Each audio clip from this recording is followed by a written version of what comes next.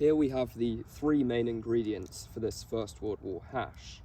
This is the potato, which has been chopped up and boiled beforehand. If you just put in raw potato to the hash, then it won't cook properly in time with the rest of the food, and you will end up with some poisonous, half-cooked, basically raw potatoes, so make sure to boil it first. Then this is chopped up onions along with a bit of garlic for extra flavouring. This kind of thing would probably have just been stolen from vegetable gardens in the French and Belgian countryside, and maybe also carrots, although that's not going to be in this hash today. This is the bully beef or corned beef, which doesn't look particularly appetizing. We had to hack it open using a tin opener because we lost the key, which is how you're supposed to actually open it. Probably something which would have happened quite a few times in the trench as well. They might have had to use their bayonets to get into these things, and probably would have actually done a lot of the preparation of the food and the vegetables with a bayonet rather than an actual knife. And this would have been all fried, probably using the beef fat, which had been skimmed off the top of the corned beef, but we're just going to use olive oil. And then there is the salt and pepper as well for seasoning.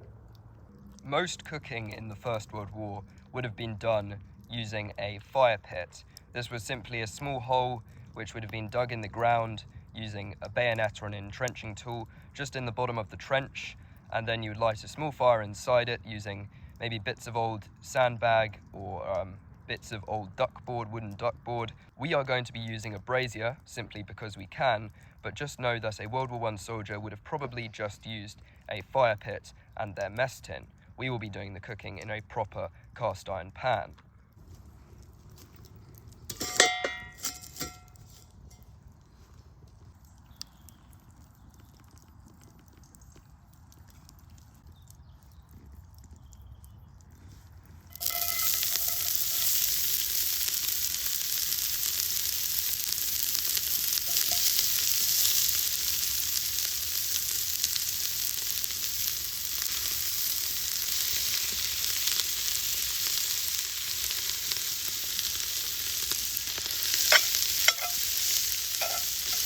During the First World War, a British soldier's rations were basically comprised of three different things.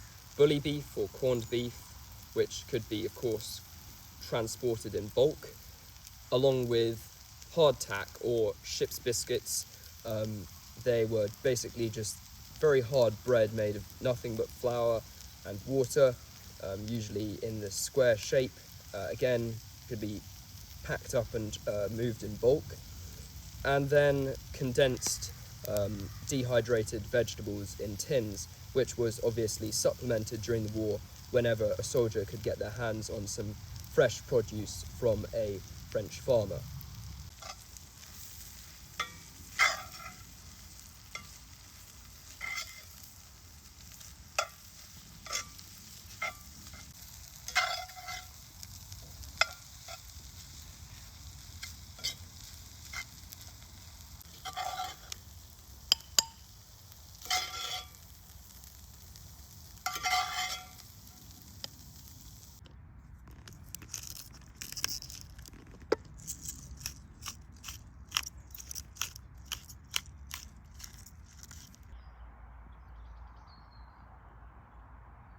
During the First World War, in the British Army, tea was very popular, perhaps unsurprisingly.